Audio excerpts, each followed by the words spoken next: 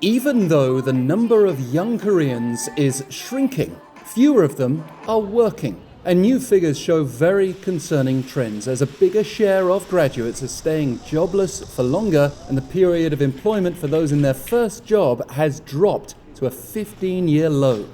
Over 560,000 young people in South Korea, that is aged 15 to 29, remained jobless 1 year after their graduation as of May, according to Statistics Korea on Thursday. And nearly half of them have been searching for jobs without success for over 3 years. The population in this age range here has now fallen below 8 million for the first time since 2004. With 192,000 fewer youth completing their education too. You might presume that a smaller population would lead to less competition for jobs, but the data showed that the portion of those considered economically inactive rose to more than half of all South Korean young people.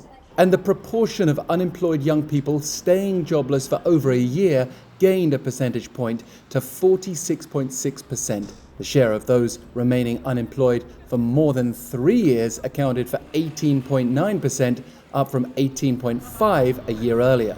The statistics agency pointed to factors that we've cited before, namely a prolonged slump in the construction and manufacturing sectors. For instance, the agency reported a drop in employment numbers for the manufacturing sector by 54,000 jobs. And although the time it took for young salaried workers to land their positions actually fell slightly from 11.5 to 11.3 months, and there was an average improvement in pay, the duration that young people stayed in their first jobs still fell from over 19 months to less than 18.5. Why was this? Nearly half cited poor working conditions such as long working hours. We can also note that more than a third of graduates said there was a big gap between their major and the job they worked in.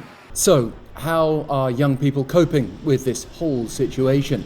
Over 40% of those unemployed said they were receiving further education or training so they can be more qualified for the job market going forward. But more than a quarter were simply passing time. Both those proportions were up from last year, which bodes ill for their career trajectories and the economic well-being of the country as a whole, which is struggling to manage lackluster growth amid mounting global trade uncertainties.